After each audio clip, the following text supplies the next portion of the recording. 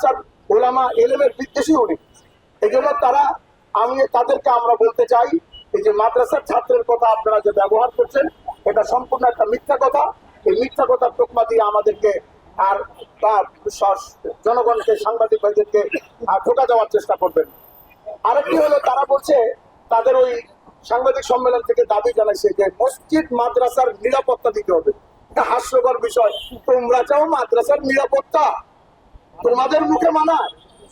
তোমাদের মুখে মানায় না। ইজতেমার মুখে দাওয়াতে তাবলীগের সাথীদেরকে ছুরি দিয়ে তাদের পেট ফেলে ঘুড়ি বের করে আর আঘাত করে মাথা ফাটিয়ে তোমরা চাচ্ছ নিরাপত্তা? হ্যাঁ, তবে এক দৃষ্টিভঙ্গিতে তাদের এই দাবিটা আমি যুক্তিযুক্ত বলে মনে করি। সে দাবিটা কি? যে হ্যাঁ, যারা হামলা করেছে, যারা মারপিট করেছে, রক্তাক্ত করেছে, তাদের থেকে নিরাপত্তা তো দরকার।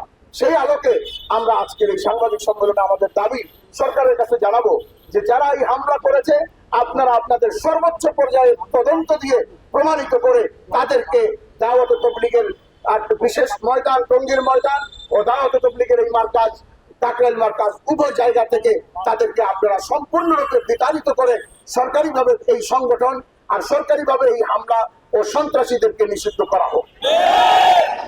আমরা এই দাবিগুলি তাদের থেকে জানাচ্ছি।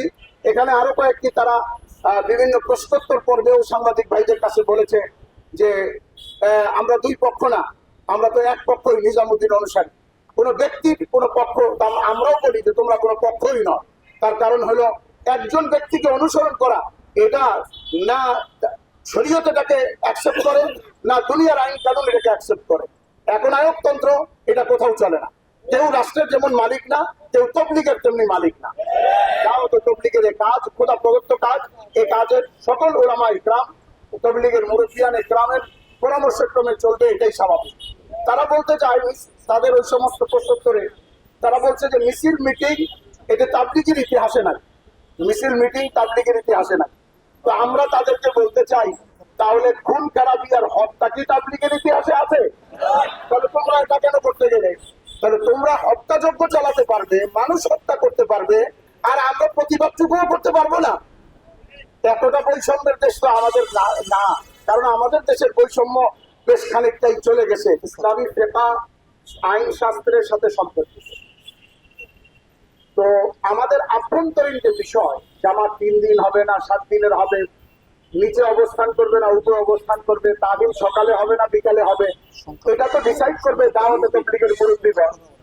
কিন্তু শরীয়তের ব্যাপারগুলি যখন এসে দাঁড়ায়, অর্থাৎ কোন জামাত বা কোনো ব্যক্তি যদি শরীয়ত বহির্ভূত কোনো বক্তব্য প্রদান করে, কাজ করে, তখন সেটাকে জবাব দেওয়া এবং সেখানে শরীয়ত বিরোধী যারা কাজ করে তাদের প্রতিবাদ করা এবং শরীয়তের পক্ষে যাদের তাদের পক্ষ নেওয়া, এটা শুধু মামুনুল হক অথবা শুধু মাহফুজুল হক অথবা মুফাইতুল্লাহ আজহারি কিংবা নাজমুল হাসান এই গুটি কয়েক লোকের দায়িত্ব নয়, তো গোটা দেশের সকল ওলামা ইকরামের দায়িত্ব।